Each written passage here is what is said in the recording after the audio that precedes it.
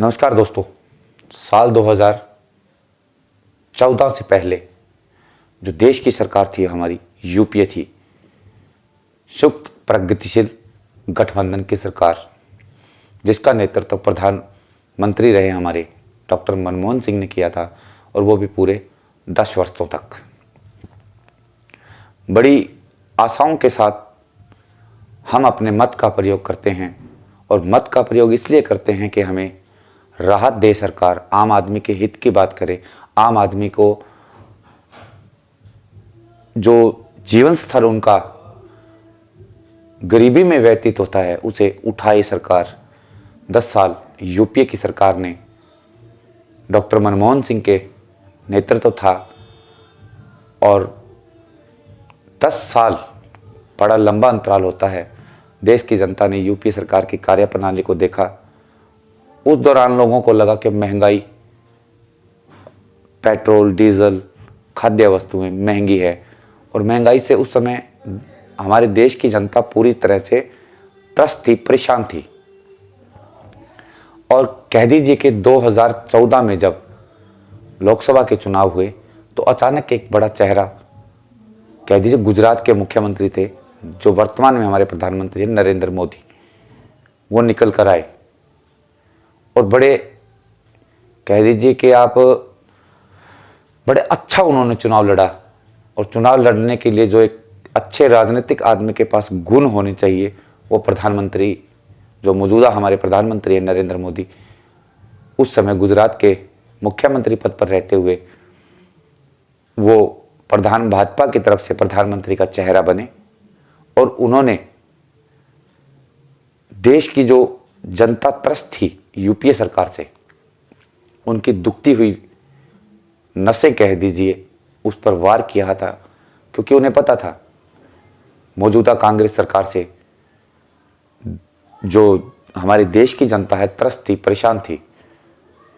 उन्होंने पहचाना कि कहाँ वार करना है, कहाँ देश की जनता पर चोट करनी है, उन्हें बड़ी खूबी आता है। बड़े वक्ता के रूप में हैं वो, बड़े अच्छे भाषण देते हैं और मंत्रमुग्ध कर देते हैं अपनी रैलियों में। जब उनकी रैली में जो लाखों की भीड़ इकट्ठी हुई थी, मंत्रमुग्ध किया था उन्होंने अपने रैलियों के, अपने भाषण के माध्यम से।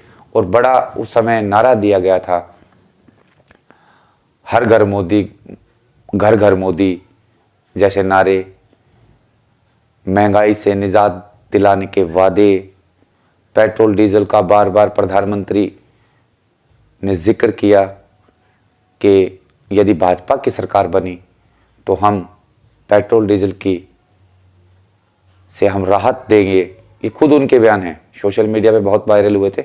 इसका चर्चा हम आगे विस्तार पूर्वक करेंगे और बताएंगे आपको कि क्या क्या भाजपा सरकार ने हमारे देश की जनता के साथ वादा किया था और कहाँ और कितने खरे उतरे।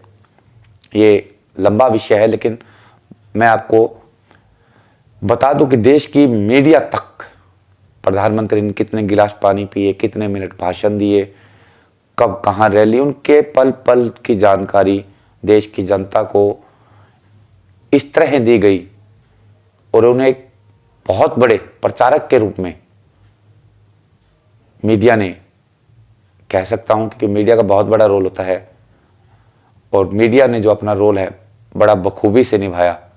और इतना प्रचार शायद भाजपा के आईटी सेल ने नहीं किया जितना हमारी देश की मौजूदा मीडिया ने किया था। प्रधानमंत्री की पल पल अपडेट से देश की जनता को, और वहां तक चोट लगी जो आदमी यूपीए सरकार की कार्यप्रणाली से परेशान था।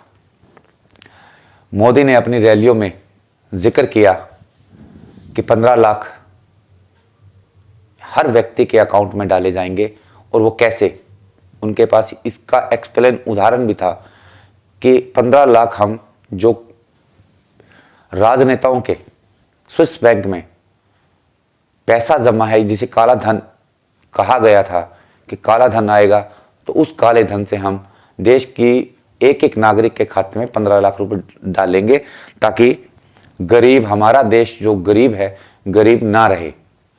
पहला वादा था उनका 15 लाख का। फिर दूसरा वादा था 370 का महंगाई का, जो महंगाई की मार यूपीए सरकार में देश की जनता ने देखी, उससे त्रस्त थी और मोदी पर अपार विश्वास किया उन्होंने, और इतना विश्वास किया कि प्रचंड बहुमत के साथ भाजपा सत्ता में आई। और मुझे याद है जब प्रधानमंत्री पहली बार शपथ लेने के लिए संसद पहुंचे तो उन्होंने नमन किया था संसद की सीढ़ियों को और कहा था कि ये मंदिर है मेरा। देश को तब लगा था, देश की जनता को, कि हमें एक ऐसा प्रधानमंत्री मिलने जा रहा है जो आम आदमी के हित की बात करेगा, जो वायदे उन्होंने 2014 के अपने चुनाव में किए थे वो पूरे करेंगे और अब लोगों के अच्छे दिन आएंगे। सबसे बड़ा उनका जो स्लोगन था वो था अच्छे दिन आएंगे। वो कब आएंगे? जब मोदी सत्ता में आएंगे, तब वादा था उनका, और देश की जनता ने भरपूर साथ दिया। मैं कहता हूं कि 36 बिरादरियों ने मोदी के जो ईवीएम थी वो फूलों से लबालब कर दी, भर दी। उनका चुनाव निशान था भाजपा का फूल, कमल का। सत्ता में आ गए, मोदी ने प्रधानमंत्री की शपथ ली, देश को उम्मीद बंधी कि अब काला धन वापस आएगा। पेट्रोल, डीजल, महंगाई, खाद्य वस्तुएं, जो यूपीए सरकार में महंगाई थी उसे शायद मोदी सरकार अब कम करेंगे। और सीढ़ियों से, संसद भवन की सीढ़ियों से प्रणाम करने के बाद फिर जैसे ही संसद में प्रधानमंत्री जी ने प्रवेश किया और प्रधानमंत्री ने अपनी ओथ ली, शपथ ली देश को संविधान की, जो हर प्रधानमंत्री लेता है, और नरेंद्र मोदी ने भी शपथ ली।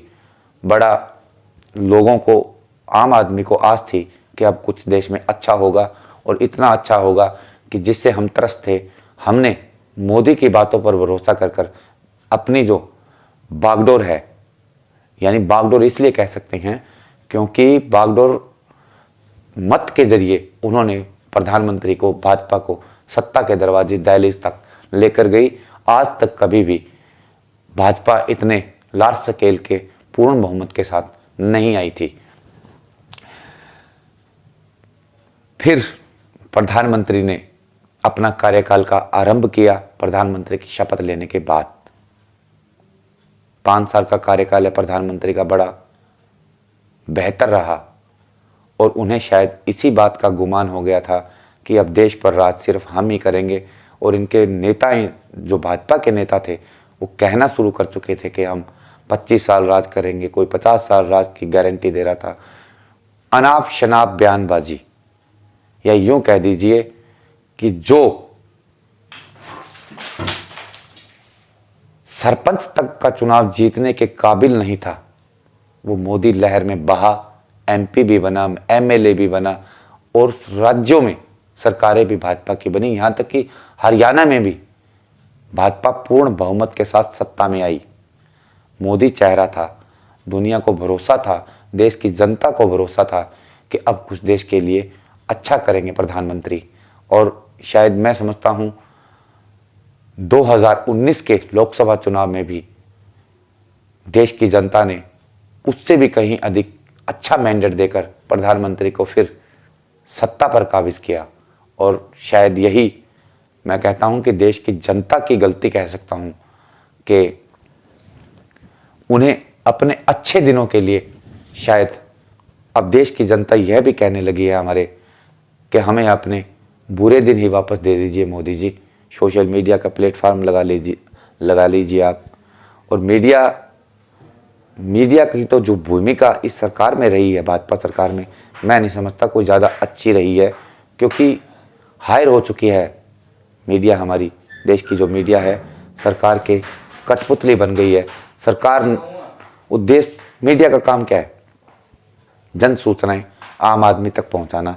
लेकिन कोई भी चैनल ऑन कीजिए आप, सिर्फ मोदी जी नहा रहे हैं, मोदी जी पानी पी रहे हैं, मोदी जी ढोलक बजा रहे हैं, मोदी जी ड्रम बजा रहे हैं। मीडिया की भूमिका अब ये रह गई है, आम जनता के हितों से उसका कोई सरोकार नहीं। यही जो यूपीए सरकार में मीडिया चिल्ला चिल्ला कर बोलती थी कि महंगाई इतना बढ़ चुकी है, महंगाई चरम पर है, और ये भाजपा के खुद नेता थोड़ी सी महंगाई बढ़ने पर दिल्ली में प्रदर्शन करते थे, लेकिन आज क्या उनकी सरकार आने पर यह सब ठीक हुआ? क्या महंगाई कम हुई?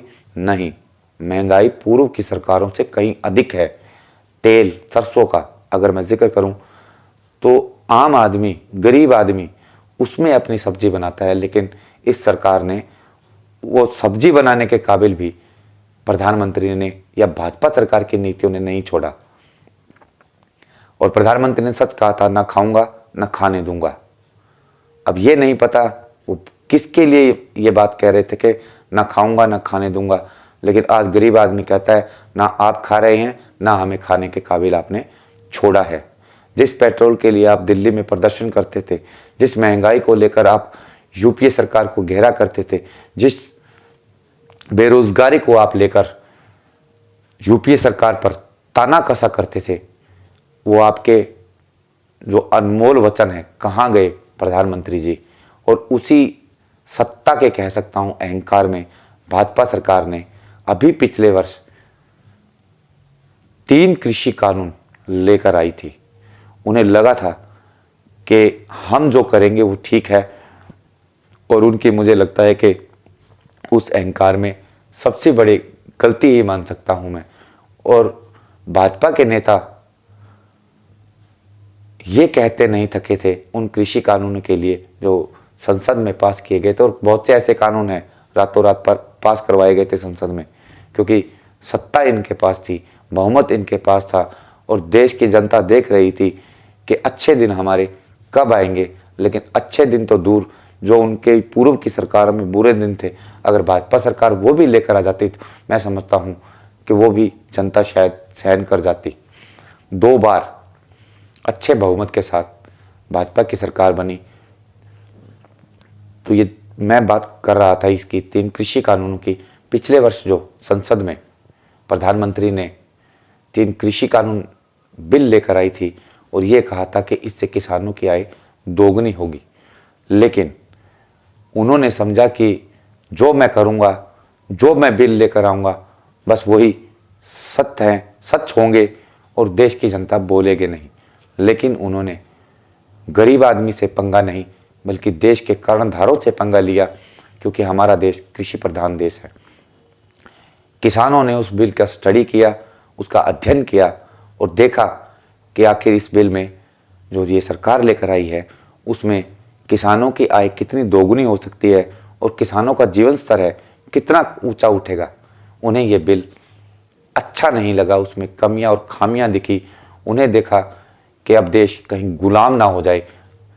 पहले अंग्रेजों से हम लड़े थे, कहीं अब भाजपा से ना लड़ना पड़े। किसानों ने इसकी कमियां देखी, आधे अधूरे इस कृषि कानून को पढ़ा, स्टडी किया। शायद भाजपा सरकार ने ये सोचा था कि हम ये कृषि कानून लेकर आएंगे तो देश की जनता बेवकूफ़ है, पागल है, और खासकर देश का किसान जिसके लिए 3 कृषि कानून लेकर आ रहे थे, वो शायद ना समझे उनके इन जुमलेबाजों को। जुमलेबाजी कह सकता हूँ, क्योंकि खुद जो हमारे मौजूदा गृह मंत्री है, जब एक मीडिया में उनका साक्षात्कार था और पत्रकार ने उनसे पूछा था कि 15 लाख का वादा का क्या हुआ, तो उन्होंने साफ कहा था कि ये जुमलेबाजी है। ये हम नहीं कह रहे, ये खुद आज के गृह मंत्री का बयान था कि चुनाव में अक्सर ऐसी ज़बान बोली ही जाती है। तो क्या ऐसी ज़बान बोलने के लिए आपको देश की जनता को मूर्ख बनाना ज़रूरी है? आप उतने ही बोलिए जितने आप अपने वादे जो देश की जनता के साथ करें उसे निभा पाएँ। लेकिन मुझे लगता है भाजपा भी पूर्व की सरकारों की तरह बड़ी जुमलेबाज, पूर्व की सरकारों से भी बड़ी जुमलेबाज निकली। फिर बात मुद्दे से ना भटकें, इसलिए मैं आपसे चर्चा अपनी जारी रखूंगा, और चर्चा जो हमने छोड़ी थी वो कृषि कानूनों पर छोड़ी थी। शायद भाजपा सरकार को ये नहीं मालूम था कि जो आज का किसान है वो अशिक्षित नहीं है, अनपढ़ नहीं है। उन्होंने अध्ययन करने के बाद तीनों कृषि कानूनों की कमियां और खामियां पहचान ली, देख ली, सोच ली कि इसके दूरगामी परिणाम क्या होंगे। और जैसे ही कानून आया, किसानों ने इसका विरोध शुरू कर दिया। और ये शायद मुझे लगता है कि खुद भाजपा सरकार को भी इसका अनुमान नहीं रहा होगा कि इतने बड़े स्तर पर किसान आंदोलन फैल सकता है, बढ़ सकता है, जो देश में इस सरकार के लिए घातक सिद्ध हो सकता था।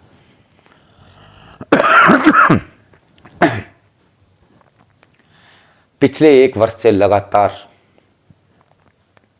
किसान आंदोलन कर रहे थे उन तीनों कृषि कानूनों का जो ये भाजपा सरकार लेकर आई थी।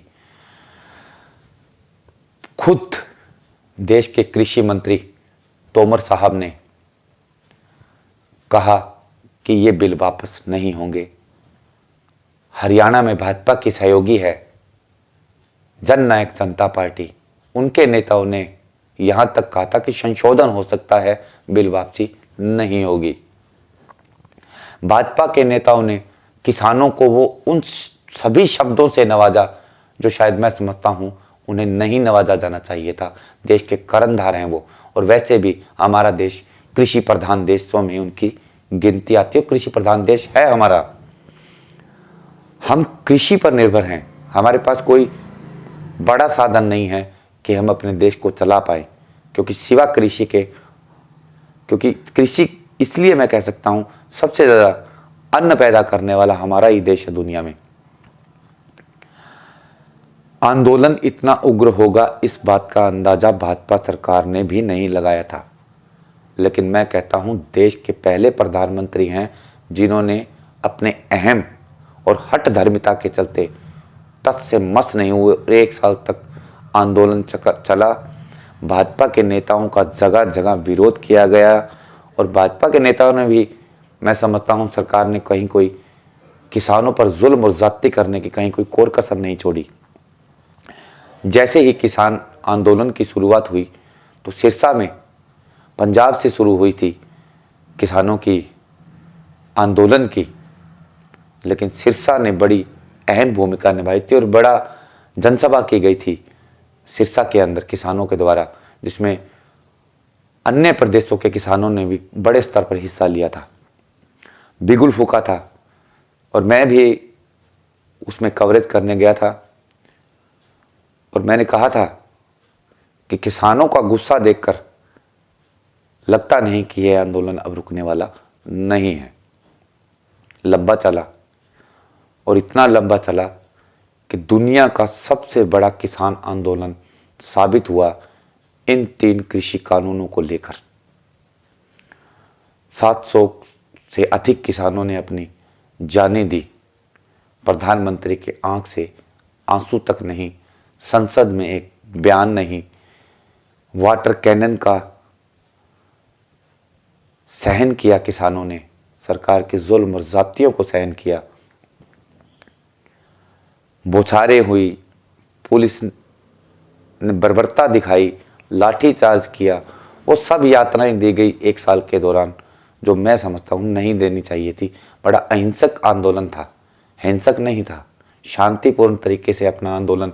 और ये बात भी आपको बता दूं, देश का पहला ऐसा किसान आंदोलन है जो शांतिपूर्वक रहा, जहां कोई हुजड़नबाजी नहीं हुई, या कह सकता हूं कहीं कोई बड़ा नुकसान नहीं हुआ किसी का भी। तो फिर सरकार इन किसानों का नुकसान करने पर आखिर उतारू क्यों थी? ये पूरे 1 साल की चर्चा आज सिटी न्यूज़ हरियाणा के माध्यम से मैं आपसे कर रहा हूं। और जैसे ही 3 कृषि कानून आए, मीडिया, जो बड़े मीडिया हाउसेज हैं, भाजपा के राज्यसभा के सांसद बने हुए हैं, जिनके अपने चैनल है, गुणगान करने लगे देश की जनता को, किसानों को, अपने स्तर पर पूरी तरह से समझाने का प्रयास किया कि ये कृषि कानून जो सरकार लेकर आई है उससे उनकी आय दोगुनी होगी, लिविंग ऑफ स्टैंडर्ड किसानों का ऊंचा होगा, और किसानों को इन कृषि कानून से क्या क्या फायदा होंगे। प्रत्येक दिन साल भर डिबेट चली। टीवी चैनलों के पास कृषि कानून के सिवा कोई मुद्दा नहीं था,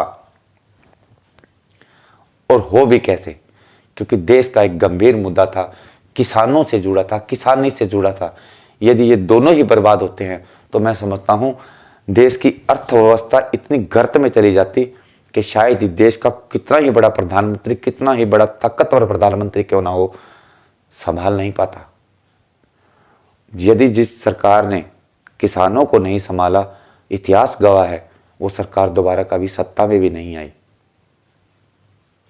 किसानों से जिस सरकार ने उनके किसी भी हक के साथ छेड़खानी की, मैं समझता हूँ वो दोबारा सत्ता में सरकार नहीं आ पाई, क्योंकि कृषि प्रधान इसीलिए कहा जाता है हमारे देश को, क्योंकि किसान है, जवान है, और जय जवान जय किसान का नारा लाल बहादुर शास्त्री जी ने दिया था, जो प्रधानमंत्री थे हमारे।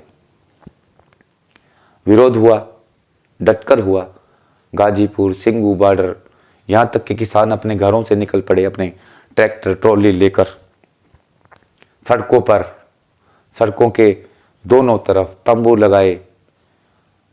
यानी कि इस आंदोलन इतना उग्र होगा ये शायद भाजपा के नेताओं को बिल्कुल भी इसका अंदाज़ा नहीं था। लेकिन किसान है, खेत का सीना फाड़ कर कह सकता हूँ, जब अन्न पैदा कर सकता है तो अपने हक की लड़ाई के लिए वो दिल्ली क्यों नहीं जा सकता। दिल्ली गए। इससे पहले भी आंदोलन हुआ था बाबा महेंद्र सिंह टिकैत के समय में, जब प्रधानमंत्री राजीव गांधी थे बोट क्लब में। वो आंदोलन इतना लंबा नहीं था, शायद उस समय के प्रधानमंत्री राजीव गांधी समझ गए थे, और उन्होंने उस सरकार, कांग्रेस सरकार ने भी किसान आंदोलन के आगे घुटने टेक दिए। जो उस समय पूर्ण बहुमत के साथ कांग्रेस सत्ता में थी, और शायद मुझे लगता है यही गलती मौजूदा भाजपा सरकार ने दोहराई कि हम जो कानून संसद में पास करेंगे वो ही कानून बनेंगे, हम चाहेंगे कुछ भी करें, देश की जनता नहीं बोलेगी। देश की जनता मूर्ख नहीं है मोदी जी, कि आप फैसले करें। ये ज़रूरी नहीं है कि आपके हर फैसले पर फूल चढ़ाए जाए। आपके जो फैसले देश हित में होंगे, देश की जनता स्वीकार करेगी, और जो देश की जनता के हक में फैसले नहीं होंगे वो देश की जनता कतई स्वीकार नहीं करेगी, चाहे आप कितना भी अपने आप को प्रूव करें, अपने आप को देश की जनता के सामने दिखाएं। बड़े भरोसे के साथ आपको अब मौजूदा समय में 7 वर्ष हो चुके हैं, लेकिन जो आपका दूसरा कार्यकाल है वो आम जनता के हित में नहीं है। माननीय प्रधानमंत्री जी, आपने यूपीए सरकार की महंगाई, यूपीए सरकार की पेट्रोल डीजल की बढ़ोतरी, उसके बल पर जनता त्रस्त थी। आपने उस जनता की रगों पर हाथ रखा था और आप सत्ता में आए थे। लेकिन आपने सत्ता में आकर इस देश की जनता को क्या दिया? विदेशों में जाकर ढिंढोरे पीटने से कुछ नहीं होता, जब आपकी देश की जनता ही महंगाई से त्रस्त है, पेट्रोल डीजल से त्रस्त है। और अब आप ही के नेता कहते हैं कि पेट्रोल हमारे नियंत्रण से बाहर है। तो क्या मनमोहन सिंह जी अपने घर पेट्रोल बनाते थे क्या? नियम तो उस समय भी वही रहे होंगे जो आपके कार्यकाल में है। क्या आपने उस समय स्टडी नहीं की थी भी ये पेट्रोल डीजल सरकार के अंदर नहीं है, दायरे से बाहर है? तो फिर आपने किस लिए पूर्व की सरकार पर इतने निशाने दागे, एक अपना लाल किला अलग बनाया? क्योंकि उस समय प्रधानमंत्री डॉक्टर मनमोहन सिंह थे। लाल किले में प्रधानमंत्री ही भाषण दे सकते हैं, अन्य और कोई नहीं। लेकिन आपने एक पैरेलल लाल किला बनाकर अपना भाषण दिया था, और जैसे एक प्रधानमंत्री, लेकिन आप उस समय प्रधानमंत्री नहीं थे, आप मुख्यमंत्री थे। लेकिन देश की जनता ने आप पर बड़ा भरोसा किया है। बड़े भरोसे के साथ आपको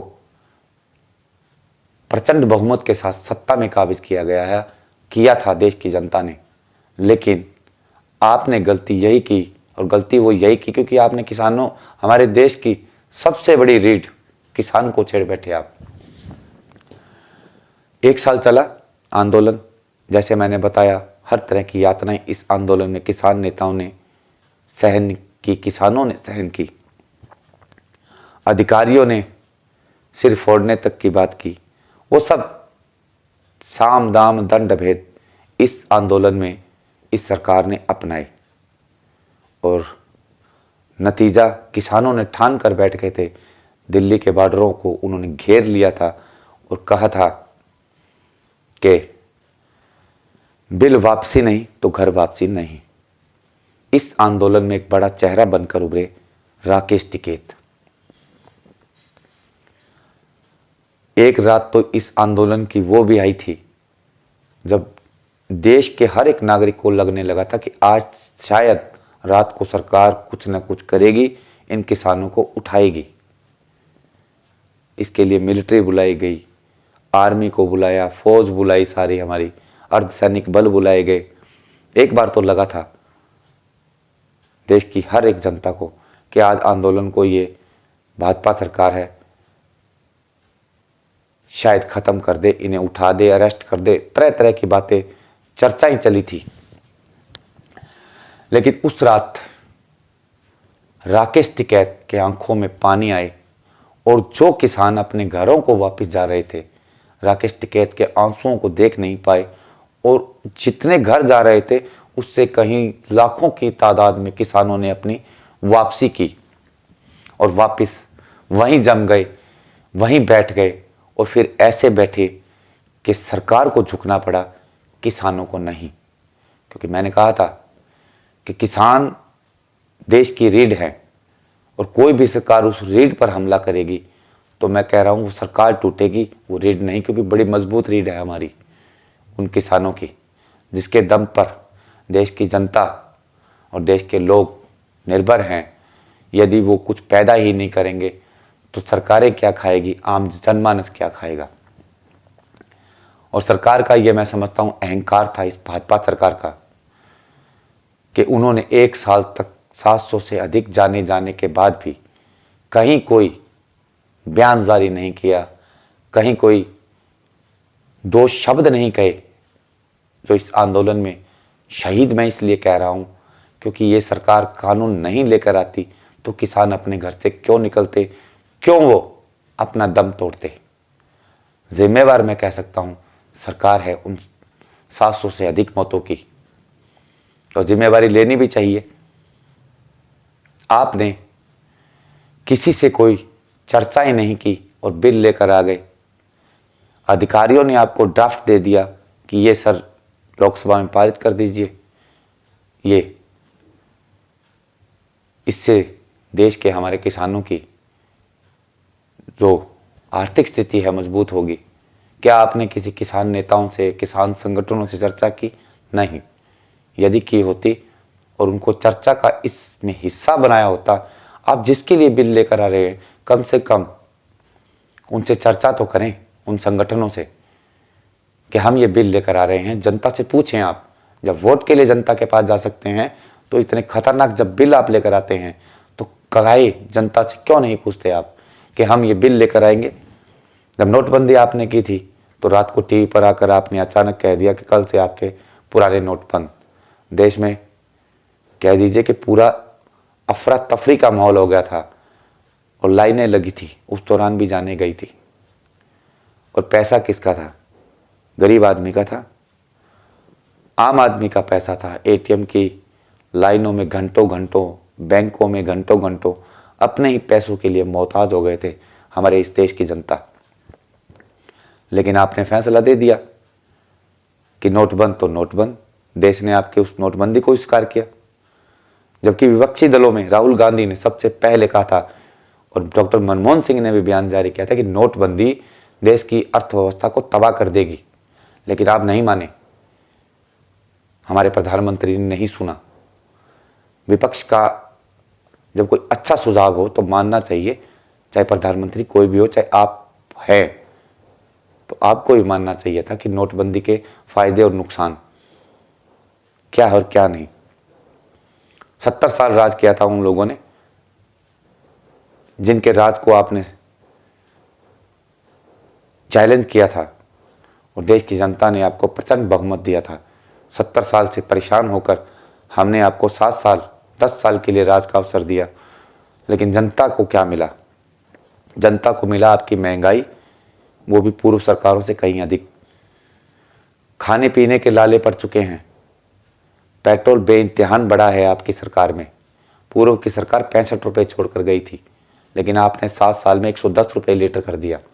तो बताइए आप, उन्हें 70 साल लगे पेट्रोल बढ़ाने में और आपने 7 सालों में वो करिश्मा कर दिया जो 70 सालों में वो भ्रष्ट सरकार जिसे आप कहते थे, वो महंगाई से त्रस्त आम जनता जिससे त्रस्त, जिसे आप कहते थे यूपीए सरकार को, कांग्रेस को आप सारे आम मंचों पर गालियां देते थे,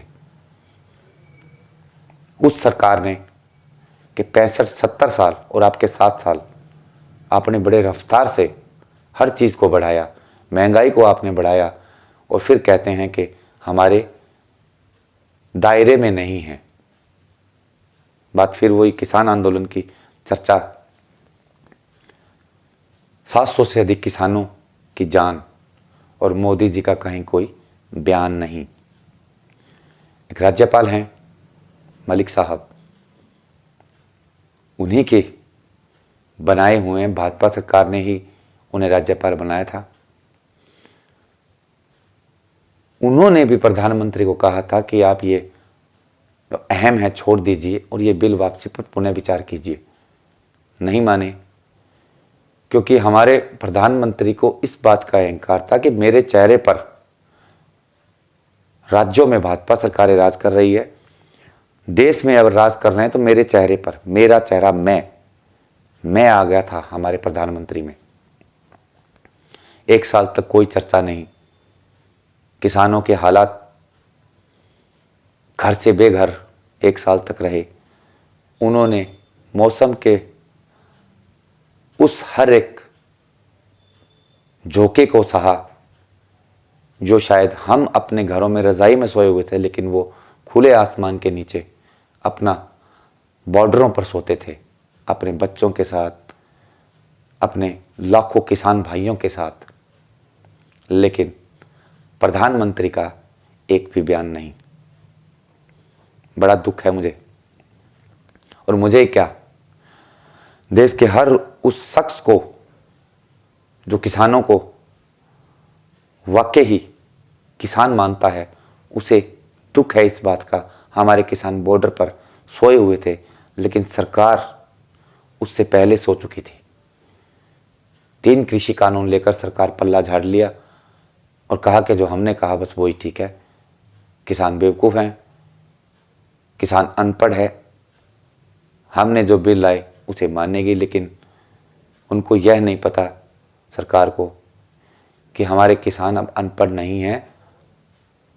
आपकी सरकार के मंत्रियों से कहीं अच्छी भाषा बोल सकते हैं, कहीं अच्छे संवाद पेश कर सकते हैं, जो आप नहीं कर सकते, आपकी सरकार के मंत्री नहीं कर सकते। वो देश का किसान को सरकार ने शायद बेवकूफ़ समझा। गर्मी, मैं खुद बहादुरगढ़ के बॉर्डर पे गया था, मैंने देखा सड़कों पर के दोनों तरफ टेंट लगाए हुए किसान सोए पड़े थे, बैठे हुए थे, संभालने वाला कोई नहीं था। जिस सरकार को किसानों की संभालने की जिम्मेवारी दी थी, उसी सरकार ने उन्हें सड़कों पर लाकर खड़ा कर दिया। एक बार आंखों में आंसू भी आए कि मेरा देश का किसान खेतों में होना चाहिए, ना कि बॉर्डर पर, और उस बॉर्डर पर तो खास कर नहीं जहां सरकार ऐसे बिल लेकर आई जो हमारे किसान और किसानी दोनों के लिए खतरनाक थे। फिर गुरु नानक देव जी की जयंती आई, प्रधानमंत्री ने देश के नाम अपना संबोधन किया। किसी को उम्मीद नहीं थी कि आज प्रधानमंत्री क्या बोलेंगे, क्योंकि 7 साल से मन की बात की है। किसी के देश की जनता के मन की बात प्रधानमंत्री ने कभी नहीं सुनी कि कभी देश की जनता के मन की बात भी सुन लीजिए। हमेशा अपनी ही मन की बात उन्होंने की है, तो 7 सालों से लगातार हर महीने करते आ रहे हैं। जब इनका पहला कार्यकाल था तो मीडिया में, टेलीविज़नों में हम देखते थे, समाचार चैनलों में लोग रेडियो लगाकर सुनते थे मन की बात, लेकिन वो क्रेज़ धीरे धीरे समाप्त हुआ।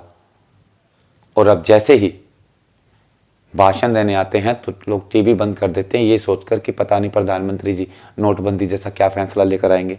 चाहे वो अच्छे ही बोलते हों, लेकिन भय होता है लोगों को, और भय इस बात का होता है कि पता नहीं क्या नया कानून अब थोपने जा रहे हैं प्रधानमंत्री देश की जनता पर। कृषि कानून देख चुके थे, नोटबंदी देख चुके थे, फैसले उनके दोनों ही नेगेटिव रहे। नेगेटिव किसके लिए? नोटबंदी पूरे देश के लिए नेगेटिव रही, और किसान जो ये कृषि कानून है 3, ये किसानों के लिए घातक सिद्ध होते यदि इसे सरकार लागू कर देती। और जहाँ लागू हो रहे हैं, मध्य प्रदेश, बिहार, वहाँ जाकर किसानों की दशा देखिए आप, आपको पता लगे कि ये जो आप आंदोलन, ये जो 3 बिल लेकर आए हैं वो कितने अच्छे हैं, सरकार किसानों के हित में कितने हैं। हित में होते तो आंदोलन नहीं करते, वो पढ़ा लिखा किसान है हमारा।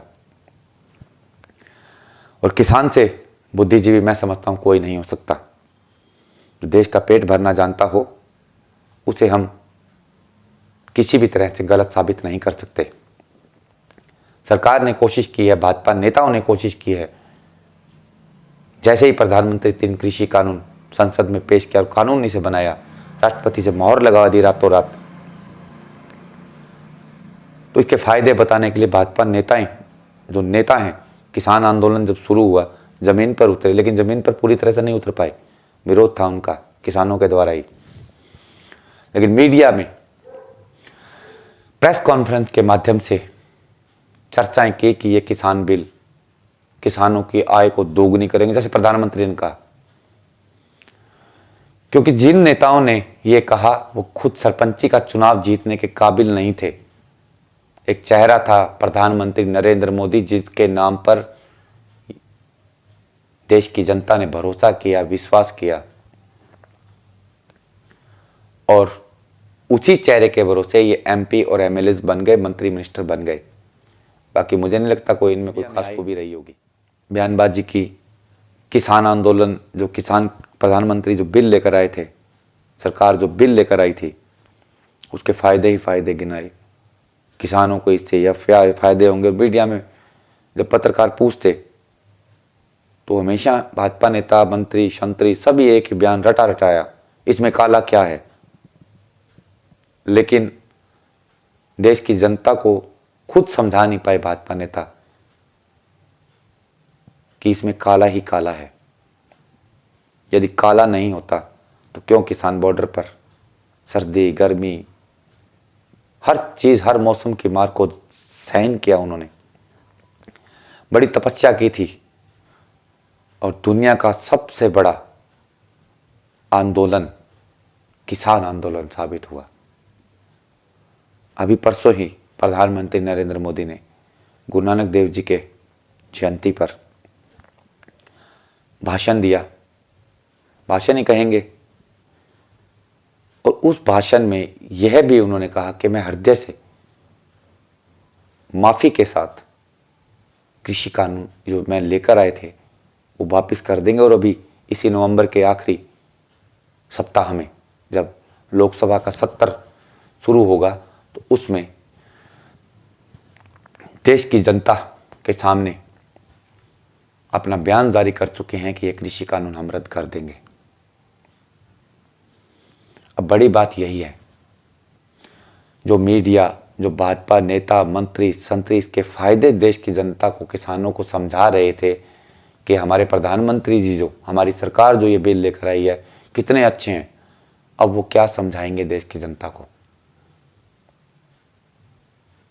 क्या आपकी सरकार गलत थी या किसान गलत था? किसान सही था। यदि किसान सही नहीं होता, यदि किसानों की मांगे कहीं सही नहीं होती, तो प्रधानमंत्री जी ये बिल वापस आखिर क्यों लिया? भाजपा के नेताओं ने यहां तक कहा था कि राबड़ी पीकर सो जाओ। हमारे हरियाणा में सिरसा में खास करके कृषि कानून वापस को नहीं हुआ। सार्वजनिक मंच पर रैली में कहा था कि कितना ही थे आए तौबा कर लो, कृषि कानून वापस को नहीं हुआ, राबड़ी पीकर सो जाओ। उनको भरोसा था कि प्रधानमंत्री ने जो फैसला कर लिया अब वो पीछे उससे हटने वाले नहीं हैं। लेकिन और एक जजपा के नेता ने तो यहाँ तक कहा था, जो सहयोगी है हरियाणा में भाजपा की, संशोधन हो सकते हैं, रद्द नहीं हो सकते। अब वो नेता आए और जवाब दें, देश के किसानों को दें अब रद्द कैसे हो रहे हैं बिना संशोधन के ही। परसों से सोशल मीडिया के प्लेटफार्म पर एक बात और कोई चर्चा ही नहीं थी कि प्रधानमंत्री ने तीनों कृषि कानून रद्द करने के फैसला किया है, रिपल करेंगे इसे। लेकिन देश के किसानों को अब भी भरोसा नहीं है।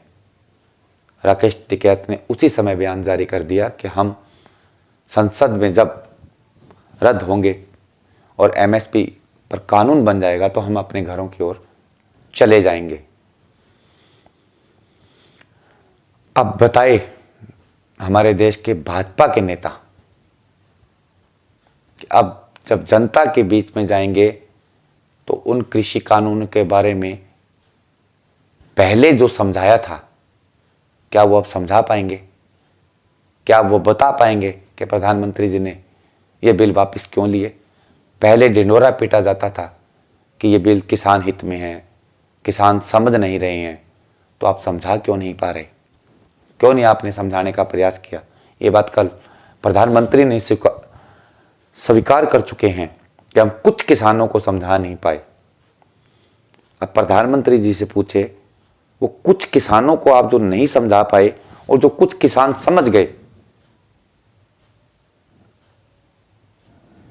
उन्हीं को लेकर आप आ जाते उन किसानों को समझाने के लिए कि भाई आप समझ चुके हैं, इन्हें आप समझा दीजिए, हमारे पास का सौदा नहीं है। लेकिन नहीं, कहते हैं कि हर राजनीतिक आदमी का जब कोई बयान जारी होता है उसका कहीं ना कहीं अपना भी स्वार्थ होता है।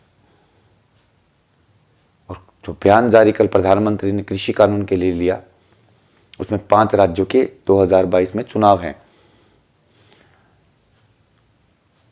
और चुनावों में उपचुनाव हुए थे, उसमें भाजपा की हालात कोई ज़्यादा अच्छी नहीं थी। जमानत तक जब्त हुई थी और वहाँ हुई थी जहाँ उनकी मौजूदा राज्यों में सरकार है। हिमाचल में एहसास था कहीं प्रधानमंत्री को कि किसान आंदोलन कहीं हमें सत्ता से बेदखल ना कर दें। और यूपी का इसमें यूपी बचाने के लिए, यूपी में फिर सत्ता में आने के लिए प्रधानमंत्री अब और ज़्यादा रिस्क लेने के मूड में नहीं थे। उन्होंने गुरु नानक देव जी की जयंती का अवसर चुना और फिर कह दीजिए भाजपा के अंधभगत लग गए सोशल मीडिया पर, बड़े हृदय के साथ प्रधानमंत्री जी ने वापस किए। तो उस समय आपका हृदय था ना, जो आप कह रहे थे देश की जनता को कि कृषि कानून आपके हक में है। तो इतने 1 साल के बाद जो प्रधानमंत्री का हृदय परिवर्तन हुआ है किसानों के लिए, कहीं ना कहीं मैं समझता हूँ उसमें राजनीति है और कुछ नहीं। जब सत्ता हो तो ये रहता है कि हम अपने सत्ता का विस्तार करें। डर था कहीं भाजपा सरकार को कि 5 राज्यों से हम हाथ धो ना बैठे, खासकर यूपी से। पश्चिमी यूपी में, पश्चिमी उत्तर प्रदेश में किसान आंदोलन का सबसे बड़ा असर था। सबसे ज़्यादा सीटें 100 के करीब थे लगभग, उस एरिया में हैं सीटें जहां भाजपा को भारी नुकसान हो रहा था। भाजपा ने अपना नफा नुकसान देखा है, किसान का नहीं। लेकिन चलो मान लेते हैं अपने फायदे के लिए ये सही राजनीति कर रहे हैं, लेकिन 3 कृषि कानून रद्द होना मैं समझता हूं उन किसानों की जीत है जो अब इस दुनिया में नहीं रहे, जिन्होंने अपनी जानें दे दी इस आंदोलन में। ये जीत का श्रेय उन किसानों को है और ये श्रेय हमारे उन किसान संगठनों का है, नेताओं का है, जो दिन रात अपने घरों से बाहर, और कई तो किसान नेता ऐसे अपने घर तक ही नहीं लौटे। बिल वापसी नहीं तो किसान घर वापसी नहीं जैसे नारे। खासकर राकेश टिकैत की बात करूंगा, किसान नेता बड़ा चेहरा बनकर उभरे हैं इस आंदोलन में, किसान आंदोलन में।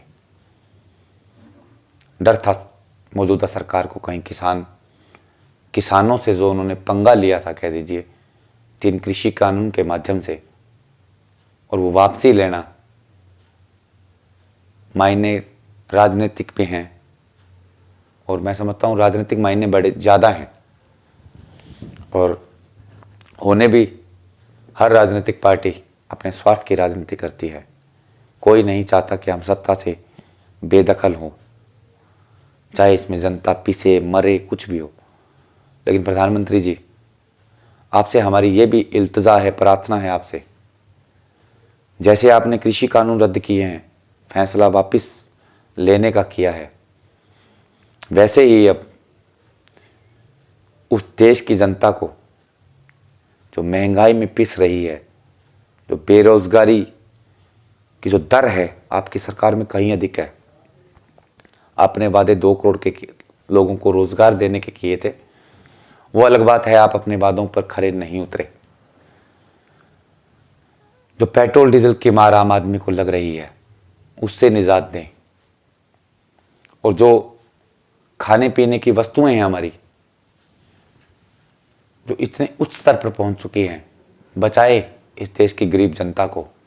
क्योंकि हमारे देश के बारे में कहा जाए, भारत एक गरीब देश है। फॉरेनर, विदेशी लोग आकर हम पर कमेंट करते हैं कि इंडिया इज़ हंग्री। आप इस दाग को मिटाएं, अच्छी नीतियां बनाएं, बड़े भरोसे और विश्वास के साथ देश की जनता ने आपको देश की सबसे बड़ी कुर्सी पर नवाजा है, बिठाया है। आपको खुद को भरोसा नहीं रहा होगा कि हमें इतना बहुमत मिलेगा, लेकिन देश की जनता ने आपको वो बहुमत दिया। अब आप उस बहुमत पर, जो देश की जनता ने दिया है, जो भरोसा किया था आप पर, आप उस भरोसे पर अब कितना खरे उतरेंगे, ये अब देखने वाली बात होगी। अभी आपके 3 वर्ष का कार्यकाल और बचा है। अच्छे निर्णय कीजिए, राहत दीजिए देश की जनता को, क्योंकि इसलिए राहत की मांग कर रहे हैं। ये कोई पूर्व की सरकारों ने इतनी महंगाई नहीं की थी, आपकी सरकार में हुई है। आपकी सरकार में 110 रुपये पेट्रोल हुआ है, डीजल के रेट बढ़े हैं। जब 1 पैसा बढ़ता है तो आपने जितनी कमाई करनी थी कर चुके आप पेट्रोल डीजल के माध्यम से। अब देश की जनता को जीने दीजिए आप, महंगाई की मार मत मारिए और ज़्यादा। देश की अर्थव्यवस्था वैसे भी गर्त में है, संभल नहीं पा रही है। देश की जनता का ही पैसा और देश को ही सुविधा नहीं, टैक्स देती है, उससे सरकारें भी चलती है और सरकार के खर्चे भी निकलते हैं। सरकार के पास कोई इनकम नहीं है सिवा टैक्स के। आपने कमाया खूब है, 1 पैसे में लाखों करोड़ रुपए, पेट्रोल में 1 पैसा बढ़ने से आपको एक कमाई होती है। तो आपने काफ़ी समय हो गया कमाते हुए पेट्रोल डीजल के माध्यम से। और अब छोड़ दीजिए इन बातों को जो पूर्व की सरकारें करती रही है कि हमारे दायरे में नहीं है। दायरे में नहीं है तो पूर्व की सरकारों के दायरे में भी नहीं था। आपकी बातों पर भरोसा किया था कि आप अच्छी नीतियां लेकर आएंगे, विकास करेंगे। जो हमारे देश के बारे में कहा जाता है कि भारत एक गरीब देश है, उस शब्द को आप मिटाएंगे, ऐसी नीतियां लेकर आएंगे। लेकिन वो नीतियां तब बनेगी जब आपकी नीयत साफ होगी। जैसे आप बोल देते हैं, आपके भाजपा के मंत्री संतरी सब पीछे लग जाते हैं कि हमारे प्रधानमंत्री जी ने कहा है। बहुत सी ऐसी बातें हैं जो आपसे पूछेंगे और करेंगे भी। आपकी गलत नीतियों का विरोध भी हम अपने चैनल के माध्यम से करेंगे और आपकी अच्छी नीतियों का प्रचार प्रसार भी हम अपने इस चैनल के माध्यम से करेंगे। क्योंकि सोशल मीडिया जो प्लेटफार्म मिला है, अब देश की जनता को कहीं भरोसा नहीं है। बड़े मीडिया हाउस पर भरोसा उठ चुका है। वो आपके गुणगान के सिवा कुछ नहीं करते। और एक बात और आपको मैं बता दूं, यदि सोशल मीडिया नहीं होती तो किसान आंदोलन कभी का दब चुका होता, कुचल दिया गया होता इस सरकार के माध्यम से। लेकिन सोशल मीडिया ने, हम जैसे छोटे छोटे लोगों ने इस आंदोलन को दबने नहीं दिया और किसानों को डरने नहीं दिया। जैसे बड़ी मीडिया आपकी हर कवरेज को बड़े बड़े स्तर पर फैला कर दिखाती थी, आपने पानी का गिलास भी पिया तो देश की जनता को यह दिखाया मीडिया ने कि आप अमृत पी रहे हैं। और आप ही की सरकार में एक नया सिस्टम चालू हुआ है। सरकार आपकी है, लेकिन सवाल आप विपक्ष से पूछते हैं। हक नहीं है आपको। सत्ता में जब आप हैं तो जवाब भी आप देंगे, देश की जनता आपसे सवाल करेगी। बदलिए अपनी नीतियों को, अपनी सोच को देश के आम आदमी के प्रति। जीने का अधिकार है उन्हें। जो महंगाई का बोझ आपने दिया है, जिसके लिए आप सत्ता में आए थे कि हम ये कम करेंगे, आप अपने दिल पर हाथ रखकर प्रधानमंत्री जी बताइए कि आपके आने के बाद क्या महंगाई कम हुई? 450 रुपये में मिलने वाला सिलेंडर आज 1000 का क्यों है? 70 साल वाले जो 70 साल में नहीं कर पाए, वो आपने 7 सालों में कर दिया। देश की जनता को त्रस्त कर दिया महंगाई से, बेरोजगारी। कभी आप आंकड़े उठाकर देखें, उन पर भी ध्यान दें और आपको पता लगे कि देश की दिशा और दशा ज़्यादा अच्छी नहीं है। जब सोशल मीडिया कोई प्लेटफार्म उठा लीजिए, यदि प्रधानमंत्री का आईटी सेल देखता हो तो पता लगे उन्हें कि पहले के 5 वर्ष में और अब के 2 वर्षों में, दूसरे कार्यकाल में, 5 वर्षों में देश की जनता गुणगान करती थी प्रधानमंत्री का। क्या वो अब कर पा रही है? नहीं। ऐसे कमेंट, ऐसी सोशल मीडिया पर पोस्टें आ रही है आपके लिए और आपकी सरकार के लिए। यह आक्रोश है सोशल मीडिया के माध्यम से आपकी सरकार के प्रति, गुस्सा है। समय रहते उस गुस्से को आप समझिए, क्योंकि लोकतंत्र देश है हमारा, प्रजा का राज है। प्रजा चुनती है अपने वोटों के माध्यम से प्रधानमंत्री को, अधिकार देती है उन्हें आम आदमी की तकदीर और तकदीर लिखने का। लेकिन ये अधिकार देश की जनता किसी भी प्रधानमंत्री को नहीं देगी कि उनके हितों से खिलवाड़ करे, उन्हें जीने का अधिकार तक छीन ले। और जीने का अधिकार मैं इसलिए बोल सकता हूँ कि महंगाई, बेरोजगारी और जो आम आदमी, गरीब आदमी की रसोई पर जो आपने अटैक किया आपकी महंगाई ने, वो 70 सालों में कभी नहीं हुआ जो आपके 7 साल के कार्यकाल में हुआ है। यदि आपके पास कोई जवाब हो देश की जनता को, गरीब जनता को देने के लिए, तो वो भी अपने मन की बात के ज़रिए, जो आप हर महीने अपने मन की बात करते हैं, दीजिए देश की जनता को। बताइए कि 70 साल और 7 साल का जिक्र आप कीजिए, ताकि पता लगे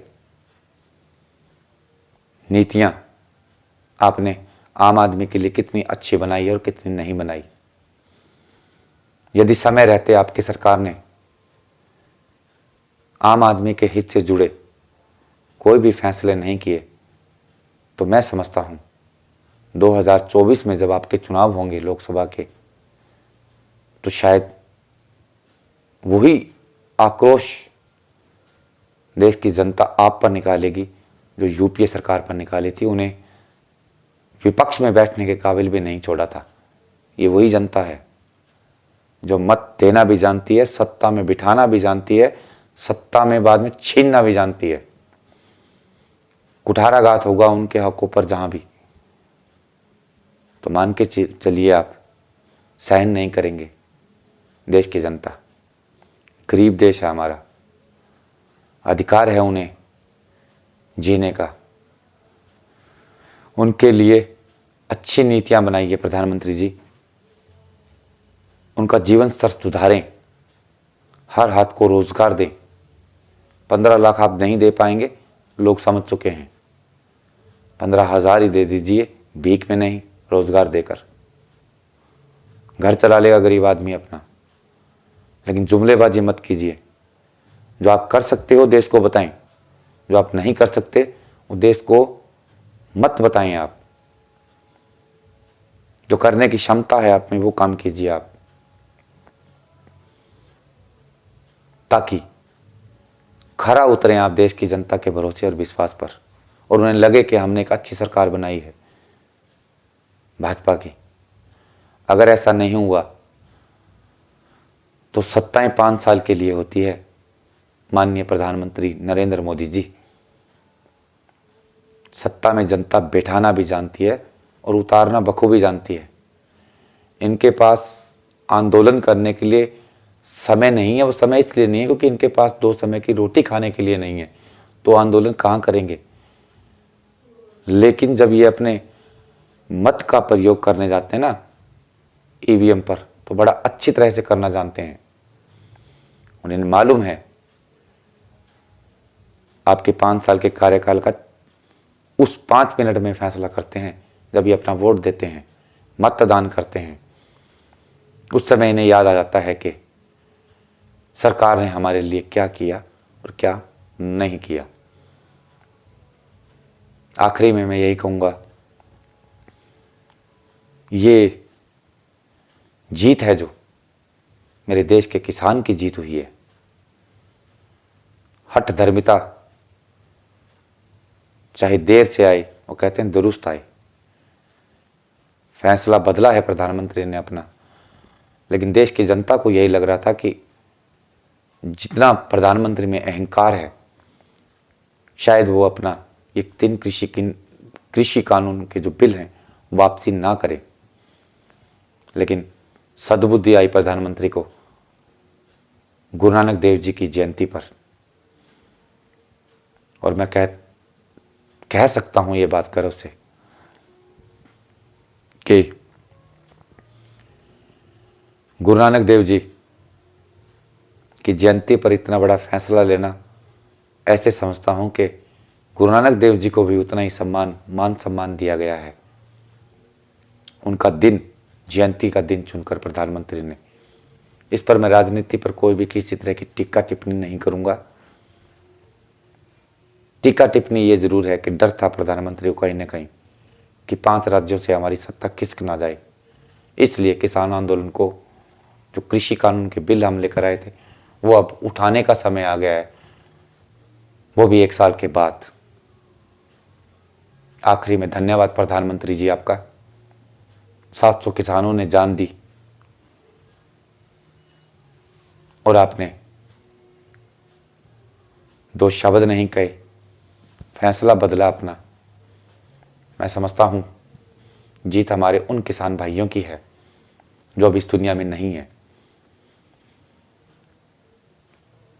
उन्होंने अपनी जान देकर आंदोलन को जो मजबूती दी, और बाद में उनके जाने के बाद जिन किसान भाइयों ने उनकी शहादत को ज़ाया नहीं जाने दिया, और आखिरी में जीत देश के किसान की हुई।